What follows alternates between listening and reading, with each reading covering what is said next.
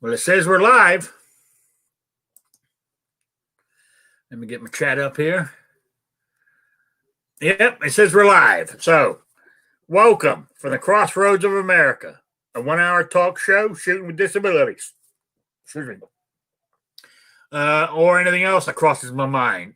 Answer questions from the audience, either in the chat or by email at rickslifeasIseeit@gmail.com or spottedrick@gmail.com. I've got a Patreon page, PayPal, and all that other good stuff. It's all down in the info below. So, there we go. Jason Stewart was the first in tonight on the chat, then Sabrina, then Kevin in New York, and the Gun Snob. People are starting to trickle in. At the moment, my one panelist is New York Outcast. How you doing? Doing well. Thanks for joining us, people. Thanks for having me. Yeah, and I would imagine other people will be dropping in. You know, we never know. Oh, Raphael's just dropped in. Good to see you, Raphael. Yeah, so Wednesday night, 7 p.m. or 7:03 here on the East Coast, the only time zone that matters. You know, what's called it? The time change, November 1st. You know, I thought they were going to do away with it altogether. You know, because I was thinking about this. The clocks went forward in March, and they're going back in November. That's only what's that? 1, 2, 3, 4 months. You might as well just keep it at one time zone and leave it at that instead of having this summer goddamn time. You know? So, I don't know. What's your opinion on it? I know it's got nothing to do with guns, but I was just curious. What do you think? I think probably be easier just leaving it at one time. I mean, I know it changes. It changes a bit for me here in the East, but and sunrise to sunset or whatever. But it's going to change anyway, so I don't think it's I don't see what it matters. It seems like it'd be easier to run that or basically just run one time, in my opinion. Jacob S goes, I don't understand why Evansville is on a different time zone. He's Evansville's in Indiana. As I said, I'm right on the outskirts. I'm still on the East Coast.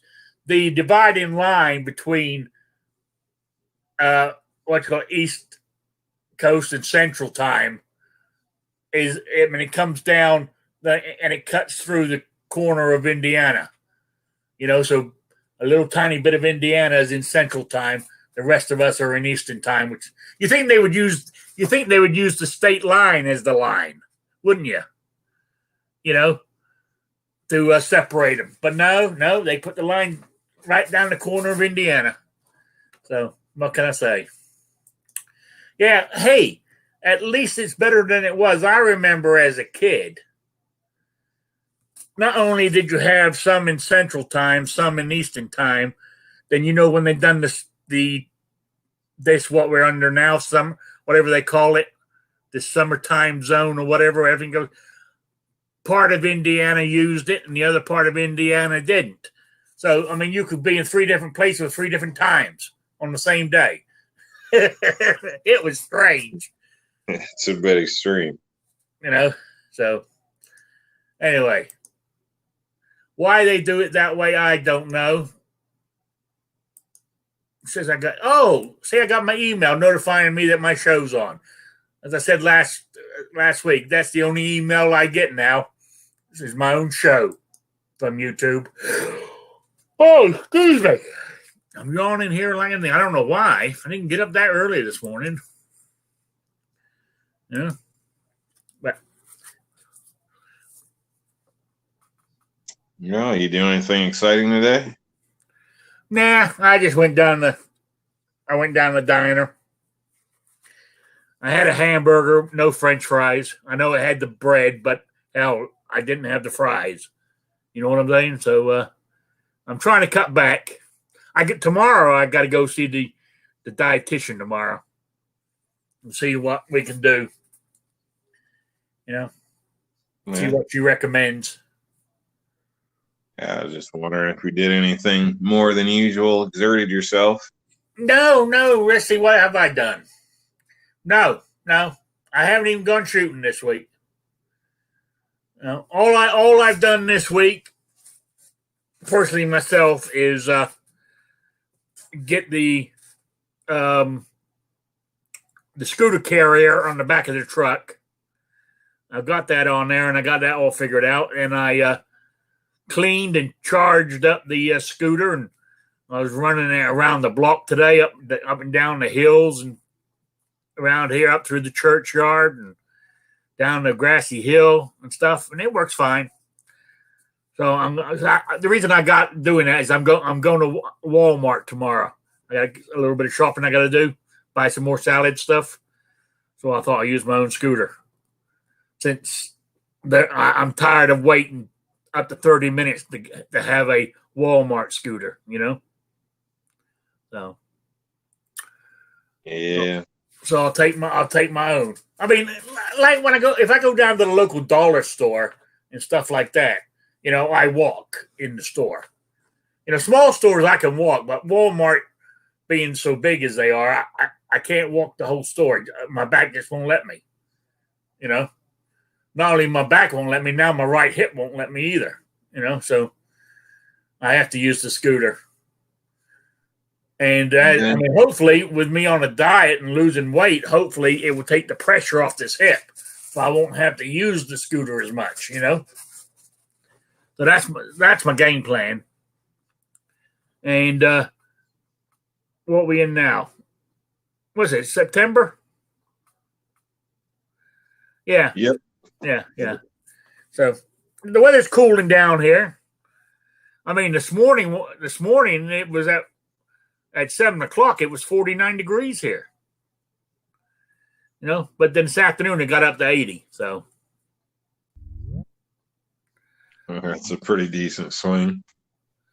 Yeah. It's been down like 50s at night, and basically 60s in a day. Yeah, well, I mean, the long-term forecast now is we're dropping out of the 90s and 80s. We'll be hitting the 70s in the next, for the foreseeable future. At least until the end of October. So anyway, Guns and Barbecue has joined us. How you doing? Pretty good. How about yourself, Rick? Not doing too bad. All right. Since we got somebody in here, we got a few more people in the chat. My question here, being disabled, mainly, I mean, this would be for Guns and Barbecue. I know you're like New York Outcast. You're like Kingpin. You might be physically okay. The brain might, the mental side of you might be handicapped. You know what I'm saying? All right. Do you leave weapons around the home to be available, for self-defense? Being disabled, is it easier for you to do that, or you don't because of kids, or you never thought about it? Depends on where I am. I live in a trailer, so everything's fairly accessible for me as far as room to room. Obviously, it's not real big or anything. So I've got one stashed away in the kitchen. Then that's really the only one that I have to worry about room-wise. Everything else, if I'm in the living room, it's pretty centralized where I can jump up and get to a firearm like back in my bedroom or anything like that. Yeah. I mean, like myself, let's see. I mean, I've if normally if I'm going out and because I carry all the time, is I'll leave long as I'm sort of in my street clothes, for lack of a better word. I'll have the gun on inside the house. I wear it around the house. Once I change into my comfortable, straggly shirt here and my scraggly, baggy, short pants, is the gun will go on the side on bedside table. It sits there, and then but I walk around the house like right now. I've got my little Magnum 22. The North American Arms thing. I don't know if YouTube will shut me down, but I got this thing here. I carry that in my pocket all the time. So I always got a gun on me. So I mean, like you, I'm not in a trailer, but I'm in a 2-bedroom. It's classed as a ranch house, but it's more like an apartment. It's very small, two bedrooms, 1 bathroom, kitchen, dining room, living room, open space design. So I don't need to have guns everywhere, really, because I mean, like you, getting into my room here where I'm at now and into my gun cabinet, I don't even have a gun safe. I got a cabinet. There's only me here, and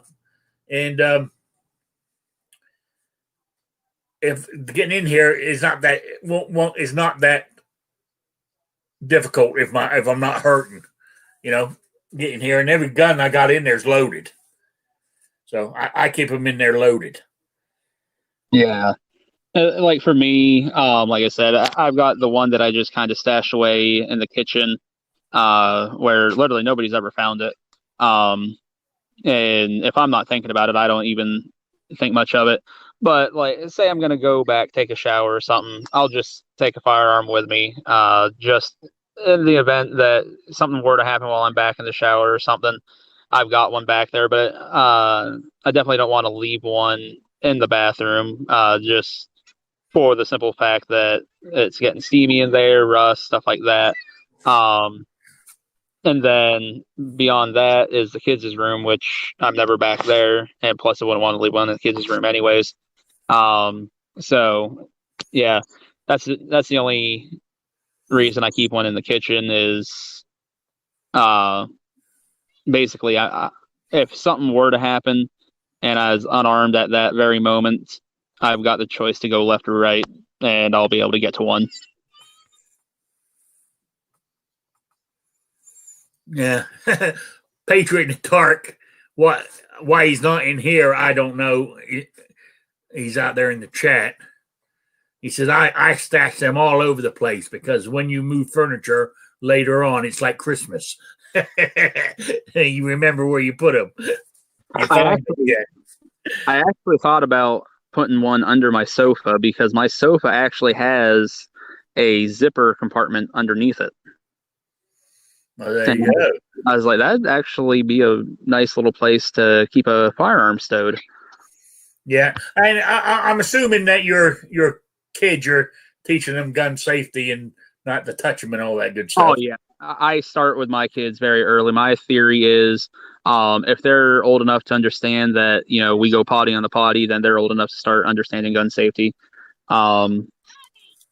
It's amazing. My kids could be somewhere. We could go to a friend's house or something, and they might have something laying out, and they know exactly what to do. If there's not adults around, they'll say, "Hey, there's a gun over here or something," and I can just as easily pick it up, say, "Hey, what do we need to do to make sure this is safe?" And they'll clear it. They'll make sure it's on safe. They'll go through the firearm safety rules with me. I'm a very strong proponent of early education with firearms. That's how you keep accidents from happening. Oh, that's pretty good. Anyway, New York Outcast, do you have guns all over your place? I wish. You wish, yeah? No, I've got some in a couple rooms, but all the time. Normally, I always have one on me as well. So, I like to leave an extra firearm available in case for some reason I may need assistance for any reason. So, or I may be detained. Yeah, yeah. All right. So, I mean, that's what I was thinking. I mean, I was thinking if somebody's got a handicap or disabled, like me, it's hard for me to move around. So I mean, I think if I didn't carry that little 22 Magnum on me, I would have another one maybe stashed out in the living room there somewhere that I could grab hold of. You know, I don't know. I was thinking maybe because they make that furniture now that has hidden drawers in it or whatever that you could buy. Like a coffee table that like a drawer slides out and you can put a couple of guns in there and that kind of stuff. I was debating whether it's being disabled, would it be worth buying that kind of stuff? But I don't know. Just something I was thinking about today. Because as I said, it's harder for me to move. I can't run anymore. So that's out of the picture. I sort of I don't know, hobble, wobble from room to room type thing. I mean, I can walk without my cane, but I rock back and forth type thing when I'm walking. So I don't move very fast. So that's why, I mean, that's what made me think about this topic today was, not being plus I'm hurting today, as I said earlier to you before we started, Rob. I don't know the forecast says no rain, but my joints and my back and everything else is absolutely killing me today. And I was thinking, oh man, I was sitting in the recliner and I was sitting there thinking, if somebody busted in right now, once I shot my 5 rounds of 22 Magnum at them, I'm shit out of luck because there ain't no way I can move anywhere to get another gun. That's how much I was hurting. So that's what made me think, well, maybe I should stash another one in the front room there somewhere. So I don't know. It's something to think about. If you live alone, it may not be a bad idea. I mean, it's only me and the 2 cats. Yeah, redundancy is always a good thing, and if we could plan for everything, we'd never have accidents or house fires or anything else. So, obviously, I wouldn't get crazy, but that's all on your preference. I don't think my cats. Maybe I don't think my cats could learn to pull the trigger. I don't think. Yeah, there's a lot of different scenarios, but you own them anyway. They're in the house anyway. So, if you spread them around a little bit, what's the difference, really? True. I just stayed out of sight, out of mind. So, and obviously that would depend on, if you have company a lot, things like that, you may want to make sure they're not in certain areas, obviously. Grandkid stops by or something like that. But, that's all on you and your household and life. But yeah, as Sabrina says, I get what you mean. An unsafe feeling when you're already very vulnerable. Yes, an unsafe feeling sometimes, And that's what made me think about it. Like today, I thought the way I feel right now. I got up out of the recliner and coming to this room here to get ready for the show. And I'm thinking, oh my God, it's only what? I can see my recliner from here, but when I got up out of the recliner and looking into the room here, I'm thinking, oh God, that's so far. I hurt so much. It's pitiful today. It really is pitiful today, the way I feel. But I made it. I made it over here, so we're good. I'm sitting down, so I'm okay. Yeah, Sabrina said, me and my husband would be losing if someone had bad intentions. Hey, Vanessa. Oh yeah. I mean, I think if that's why I carried the little 22 Magnum on me. I know I'm out in the middle of nowhere, but you never know. You know, it could. I mean, because there's drugs out here. The young kids. You know, I mean, there's a drug problem out here in the local town. You know, so you could have some crazy kid looking for something to steal to buy some drugs with and whatever. And that's why I carried a 22 on me. But if it was more than, as I said, 5 shots, and once that's it, I'm screwed. You know, so I don't know. Maybe because I'm hurting so much today is what making me think about all this. So. Honestly, Rick, I don't know. Well, if you're saying you only got 5 shots and you're hosed, the thing is, if they aren't running after the first or second shot, you're probably going to have some bigger issues on your hands than what you were prepared to deal with anyways. If it's somebody simply breaking in or something like that because one of the things that people with disabilities have to think about, like for me, when I'm taking my kids down to the bus stop every morning and I've got my cane on me, somebody sees that, oh, that guy's blind. That's, it's an easy target. You in your chair, again, they're looking at an easy target, especially with you being older. Elderly people are looked at as, there's going to be some sort of drugs in that home. So you got to evaluate what you think your threat level is as far as a home invader goes. Is it just going to be the simple junkie looking for a quick score, or is it going to be somebody that's coming in thinking you've got a hoard of cash, and they're coming in with multiple people? But honestly, I think I believe the average self-defense shooting involves 3 to 4 shots being fired. That's if a shot even has to be fired. So I think 5 shots would do you just fine. Yeah. What's called it? MAGA Radio in the chat says too many accidents could happen if guns are not properly stored, but each to their own. Well, if you have other family members in here, you teach them. You have kids, you teach, as we were talking, you teach them gun safety. I mean, there's yes. I mean, but you can say that anything. Do you keep your kitchen knives under lock and key because you could have an accident and cut yourself with a knife? I mean, would you rather call a cab because you're too scared to drive because you might have an accident? Is the way I look at that, or am I being too simplistic? What do you think? I see it as if an altercation comes up, it's going to be me that addresses it. For some reason, I get duped, and over my head, something caught by surprise. My family still has me. Because in the end of the day, that's what I care about.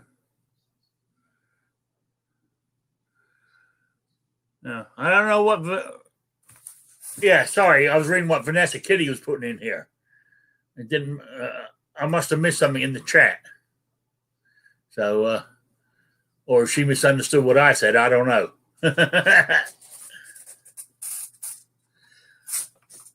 Jason Stewart, I would hate to accidentally shoot some dumbass that broke in. Well, I wouldn't.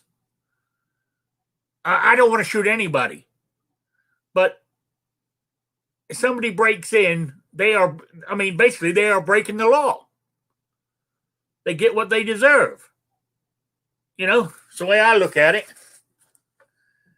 You say, oh, he's just breaking in because he's coming here to steal something, or is he coming here to do me harm? Or when he's busting through that door and I can barely get out of my recliner, how do I know he's not going to do me bodily harm? Well, that's the thing. If they're willing to violate the sanctity of your home, there's no telling what else they're willing to do. Yeah, exactly. So I wouldn't have a problem shooting somebody busting through my door. Yeah, breaking in when you're in the home. That's definitely, could be definitely perceived as a threat. So. Yeah. See, now Vanessa's got my kind of thinking. So accidents with guns because of improper storage. How about teaching personal responsibility and leaving things be, especially tools you have no business touching? Exactly. And kids can be taught not to touch them. I remember there was many a thing that growing up as a kid, my father said, you don't touch that, and I never did. Absolutely. When I was growing up, I knew, all the guns were in the gun cabinet, but I also knew where the key was if for some reason I ever needed to get in there. And sorry about all the kids in the background. That's all right. Yeah. So you got any input on this, New York?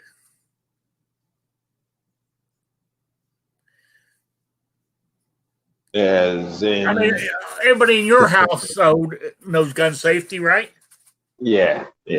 Everybody in my house knows gun safety. I don't have any younger children. Yeah. So I mean, if you took your carry gun out and put it on the table or whatever for whatever reason, none of them would play with it. No. Yeah. No. That wouldn't be a problem. Now, granted, I don't just leave stuff laying around in the living room. Well, yeah, he's going to stop by, but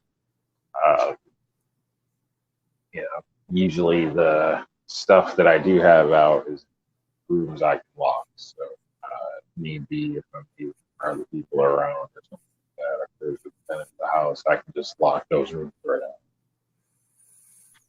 Yeah. Now, see, I keep my shotgun and that 22 lever action in the bedroom in a gun. I got one of them,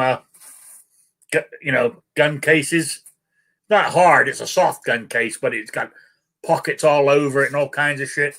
I keep that in the cupboard. Those guns aren't loaded though, but there's ammo for them in the pockets. So the only reason that is because I got so much shit inside here, I can't fit them in there. Well, I can, but it'd just be too tight. I really should. I really maybe should invest in a gun safe or get another gun cabinet. I don't know. So, hey, 2 Live Moo. So, good to see you here. Kingpin's here as well. All our normal panel people are out in the chat tonight. I guess they must be working. Patriot might be looking after his daughter. I thought he sent her to school. Okay, my next topic. I made it through a half hour on that one. Being disabled. Do you feel, because as you said, you go down in the corner and somebody sees you with your stick and they think, blind guy, easy target. Or me, like tomorrow after I've been to the doctors and I head up to Walmart and I'm unloading my scooter and they think, there's somebody who don't move very fast or whatever. Do you feel being disabled that you should have like carry insurance more than sort of like a normal person who's into guns would have? Is it because they say the disabled, the elderly and the disabled, they're statistically are, robbed or attacked more frequently than an able-bodied person. So if you look at it that way, we should have some sort of carry insurance just in case. Because a court case, you're looking. I was listening to some podcast a couple of weeks ago. A lawyer who done 2A stuff.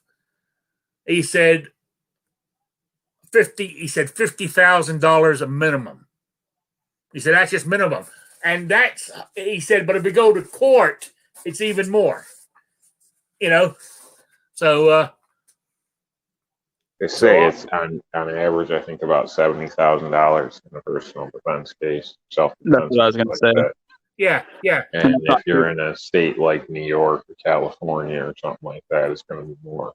Yeah, well, and you can't get insurance, can you, for that? No, and then after that, if somehow you survive that, you still have the civil possibility to be sued civilly as well. So yeah, but here you go. I Now, like I use USCCA because they'll help you in both cases.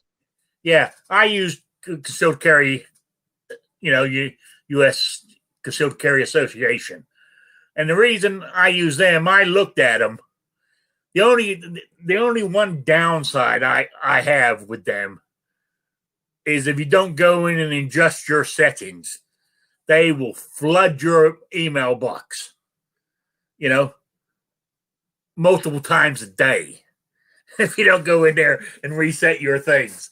I found that out when I joined them. They do love bombarding you with stuff. That's the only downside I had with them. They're very helpful. I remember when I was living in Rhode Island, the reason I moved out here was being near family, plus cost of living was cheaper. Was I said I can't afford it anymore, but I don't want to lose it. And they suggested this other plan. They don't advertise this plan that I'm on, but they do. They offered it to me, and I'm on that one still. But another reason I liked them was because somebody asked this question today to me. Being disabled, does the insurance company cover you, or do you have to pay an extra special premium because you're disabled? And from all the small print I have from, Concealed Carry Association, doesn't matter. It's the same premium whether you're able-bodied or disabled. They don't discriminate. And I was wondering, do any of you guys have insurance? How about you, Guns and Barbecue? Yeah, I have a USCCA also. Yeah, when it comes to concealed carry insurance, I think if you're going to carry, it's a good thing to have if you're able to get it. Unless you're independently wealthy and you can afford to have a lawyer on retainer and then afford all the costs that are going to be incurred when you go to court and whatnot, then don't get concealed carry insurance. But if you're not independently wealthy, for the small price that it costs, I think it's very well worth it. Now, I've never looked to see if there statistically is an increase in disabled persons who defend themselves with a firearm. So I can't speak to that. It would be something interesting to actually look into, though. But I think just overall, like I said, if you carry, it's a good thing to have. Yeah. I don't know. I know there's other insurance companies out there. Not only just association. They have training programs, videos, books. You can go to training class. They even hold training classes now. They even do the NRA certified instructor. The USCCA has their own certified instructor program now too. So they have all that. The part that sold me was, you don't have to put any money down. That's where I was getting. You don't know when something's going to happen, when you're going to walk into it. It might be right after Christmas. Who knows? I don't know. So you don't have to put anything down, and basically you have access to whatever policy you choose. And if you're caught blindsided, they can provide you with an attorney. That's right. If you don't have ahead, they can provide one. Right. If you think ahead, you can request one. And depending on, the branch, wherever you are, maybe they can get somebody in there because you pretty much have enough money. And normally all their lawyers they have on retainer, all of them know gun law or 2A cases. They're into that criminal side of it, Right. So. And they also basically instantly work on getting you bailed out. That's the other thing. That's the other thing I like too.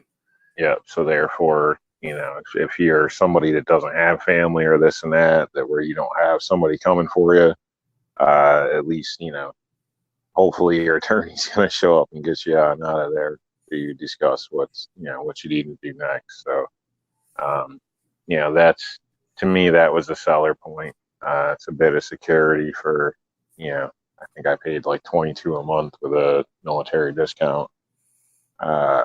Wasn't very much when you look at the risk, in my opinion. Living in New York, you never know. I've almost had it out with my neighbor a couple times. You never know what's going to happen when you go somewhere. It was worth the peace of mind, and plus it also covers just your hands or anything that could be legally used as a weapon within your state. So even if you're not technically a gun owner, but you just don't like dealing with people's shit, as long as you don't cross the line, if you end up hurting somebody, I mean, if you're not going to get sued. They can try to sue you, but you're going to be represented. So obviously it's not a get out of jail free card. If you screw up, they're not going to cover you in the end. That's what I was going to say. You're probably going to get billed. So it's not a free pass to be an idiot, but you can stand your ground and at least has support behind you. Yeah, see, and I don't know about other insurances, how they work. I looked at a few, and I can't remember the name of the other. There was two others I looked at. But this one seemed to be as you said, offered the best all-round deal, in my opinion. Which plus the first time when I first joined them, I got a whole bunch of free goodies too.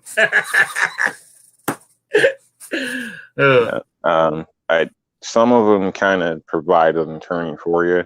Some of the bigger names, which I don't want to bash any companies, but I'd be worried about that. If you have a case that's kind of close or on the line, let's just say they don't send the greenest person they have, lose the case, and now they don't have to cover anything. I would rather hire somebody independently that's going to have to work for their money. Yeah. So, I mean, but I don't know about the other insurances. I mean, are they going to charge a higher premium because you're disabled? I can't speak for that. I do know some of the others do request like 20% up front, and they have limitations that, in my opinion, aren't equal to USCCA. So granted, when I looked into this was a few years back, and I tried to check all of them that I could, and USCCA seemed to be the best fit for me. Seemed to be the best deal all around for anybody. Yeah, but everybody's got a different different opinion. Now, but unfortunately, New York State kicked them out or outlawed them or some shit, didn't they? Yep. Yeah, they gave me the boot. But I tried to offer if there's anything I could do, could I write a letter? I did end up writing a letter, but could is there anything I can do to help the cause, because I like your insurance, this is crap. And they seemed very appreciative and stuff. And they actually still send me the magazine, although I'm not covered anymore. Hey, that's not cool. Yeah, it's kind of cool. Yeah. But it's just a shame, because I'd really, if there was something I could donate, I want the insurance. It's worth it to me. Yeah. I mean, I understand where they're coming from. I mean, they can't afford to sort of like, you pay us, we won't say anything. If they're caught doing that, they could lose their license all over the place, So they're not going to break the law just to cover you, Yeah, after a certain date, they can no longer renew you. So basically, I went in through the period where you couldn't call up and get it anymore. But eventually my time period ran out. So, and it's, it's not their doing, it's the state, basically. I don't know, state and court. So they legally can't sell it here. I believe the banks refuse to deal with them as well due to this. So. And it isn't the reason behind that with these states that are saying that they can't do it is the states are saying that you can't insure yourself from a criminal act. But the problem is you're not insuring yourself from a criminal act. You're insuring yourself in the event of having to defend yourself legally. Yeah, to my knowledge, that's right. But again, if you're found guilty, if you were in the clear, you're still held responsible. So, the worst is you had a defense, and now you're going to have to, I guess, I don't know, make electronics in prison for the rest of your life to pay it off or something. Yeah. Oh, I see our guy in the, I don't know if he's a troll or what he is. I don't recall seeing him before. That Magna radio. So what if the thief kills people with the gun you choose not to lock up? Being a responsible gun owner, it's also keeping them stored away so they can't be stolen. Well, if somebody breaks into your house, I don't know. I mean, it might vary from state to state, but I believe here in Indiana, I could be wrong, and it was the same way in Rhode Island. Long as my door is locked in my house, that gun is that firearm is considered under lock and key. And here's another thing: when it comes to gun cabinets and safes, they're only to keep the honest man honest. They are not for free. I mean, even your gun safes. I've watched videos where people get into them in 5 minutes. There's lots of YouTube videos on safes. Yeah, I mean, granted, you should be responsible. It's just going to slow you down a little bit, but if they're determined, they'll just take the safe with them. In a lot of cases. Yeah. Hey, Squibload's in the chat. Everybody's in the chat tonight, not in the panel. Have I got BO? Yeah, place out in the country, anywhere, you could buy a $15 little angle grinder and a $5 packet of cutoff wheels and cut right to the side of the majority of safes out there. Yeah. That's like anything else when you say, that's right, it's to keep the honest person honest. I mean, you can have the most sophisticated lock on your car, and if somebody's going to steal it, they're going to steal it. It's like anything else, So the way I look at it, if they break into my house and take one of my firearms, that firearm under the law is, secured because it's inside a locked building. So I don't, so to answer that question, that guy, but it's, why should I be responsible for what somebody else does? For something they steal. I mean, so they steal my car and do a bank robbery. Does that make me liable? Do I get charged for, the accessory to the fact that they robbed somewhere?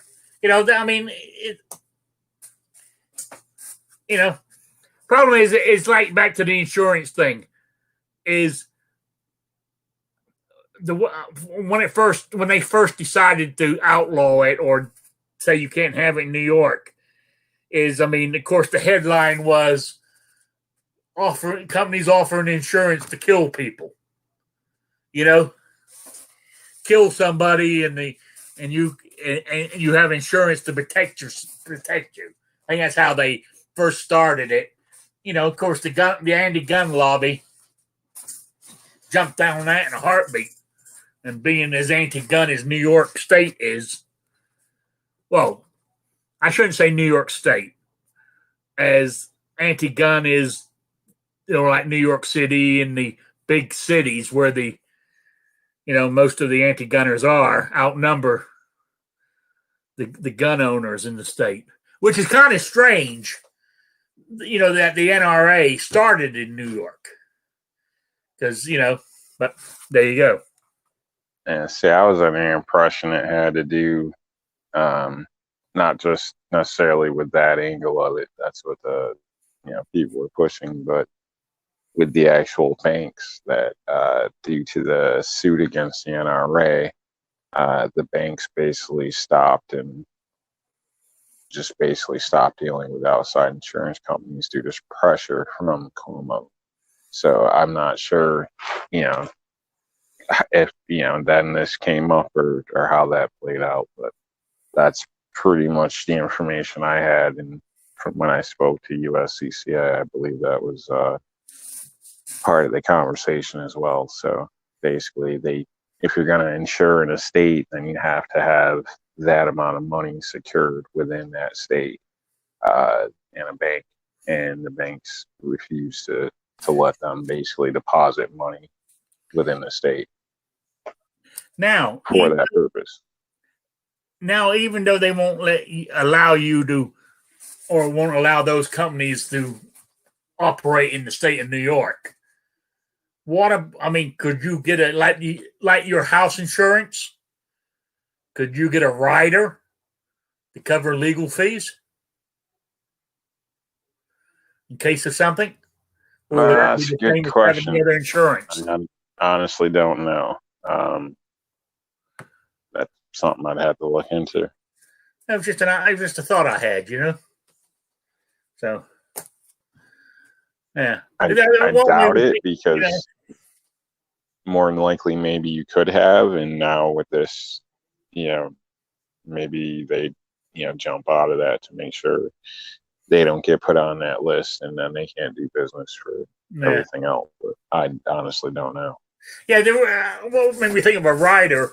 It's got nothing to do with firearms, but back in the day when I was active, you know, in the 12-step program, we used to, you know, at Christmas and New Year's and Thanksgiving, we would hold what we call alcathons. They would run for 24 hours, and they were mainly for people who, you know, were new to sobriety, whatever. They had somewhere to hang out, and we done it for free food, free coffee, and all this kind of stuff. And it was manned by volunteers 24/7. But most of the time, it was held in church basements or church halls or something like that.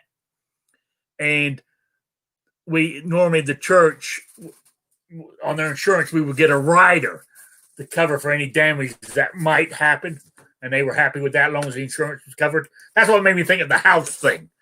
You know, getting the rider on your home insurance to cover anything that happened like that. So, you know, I mean, just for argument's sake, I mean,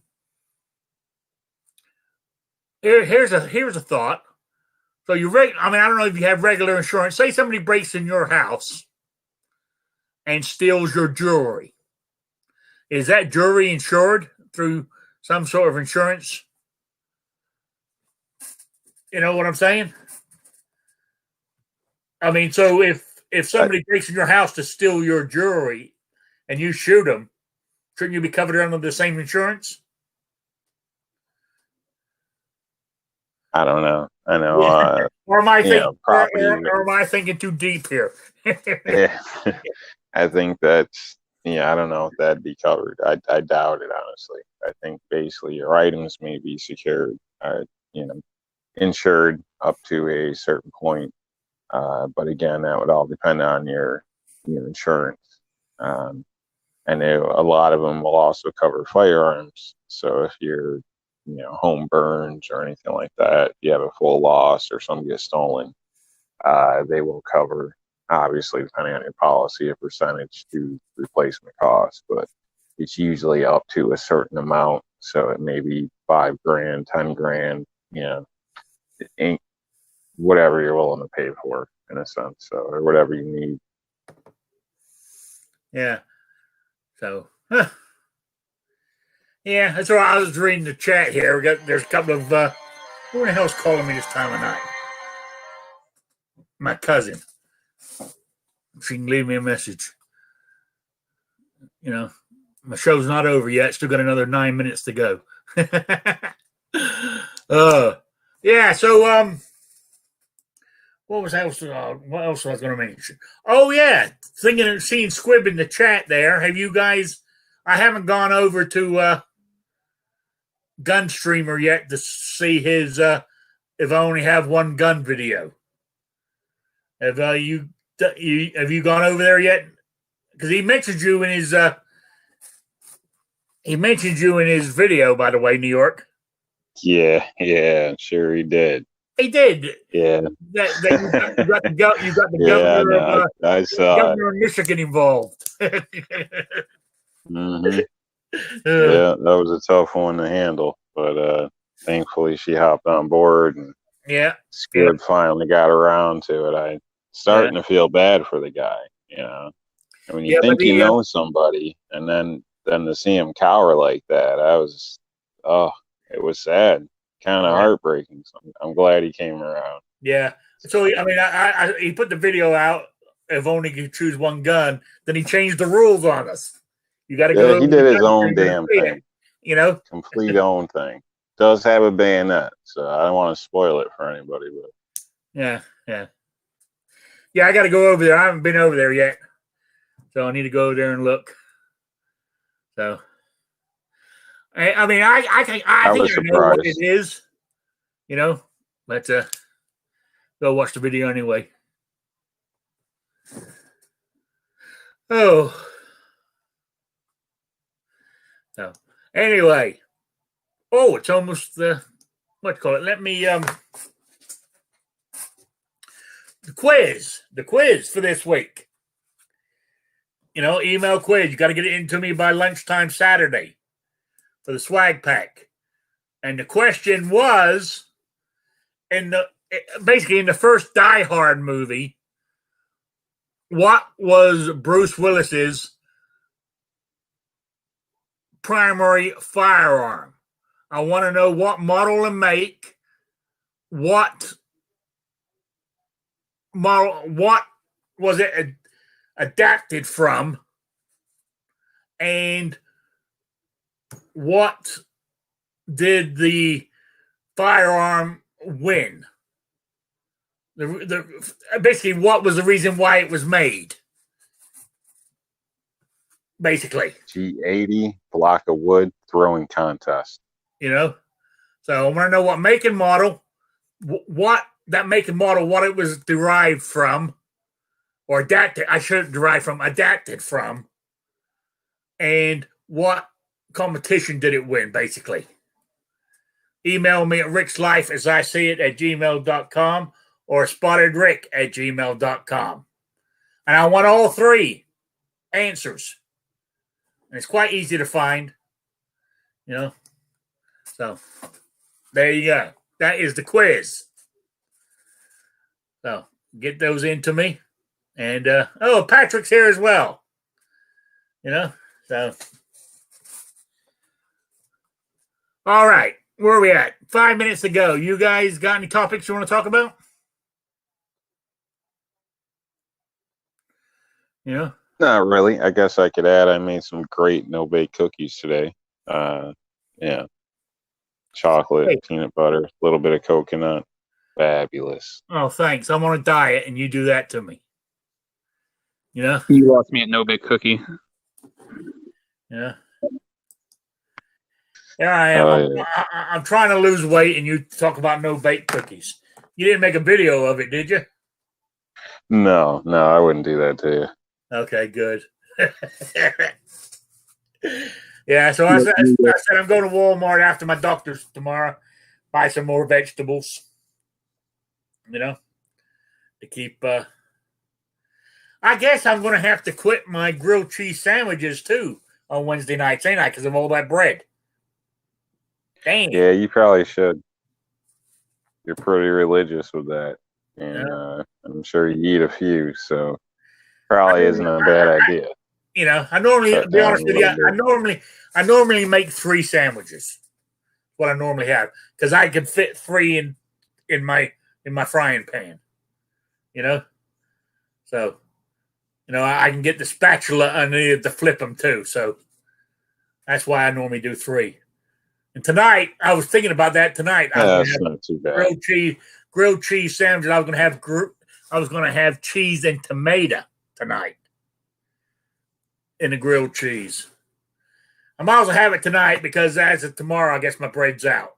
So I know that's an asinine thought if you, maybe that bread will put a couple of pounds on me tonight.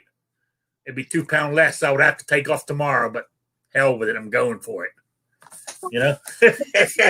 One of the things you could look into, Rick, is the carb balance tortillas.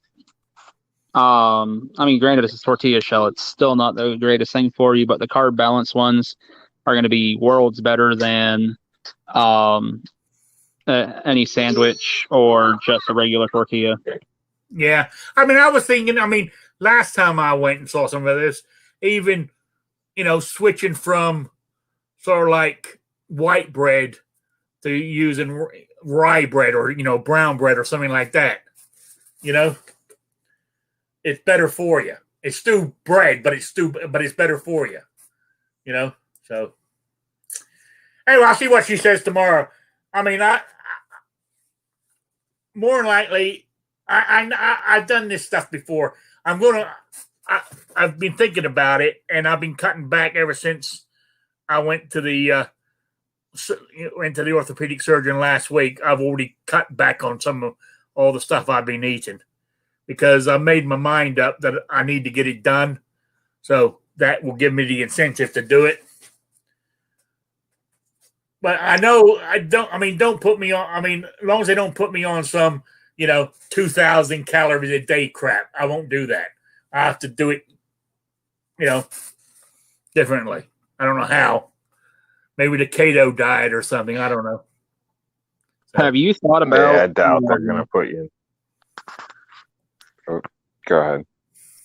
Oh, I was just going to ask Rick if you thought about taking, just a couple pieces of meat, sticking your cheese in there and toasting those so you still get your melted cheese or whatnot, and then just take that, wrap it in some lettuce or something. That way you're not holding on to any greasy meat, and you're still, in a sense, having a grilled cheese, and you're eliminating the bread.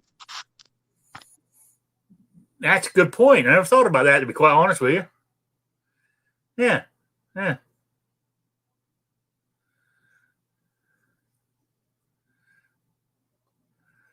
Or do an omelet. I do apologize for calling you that. I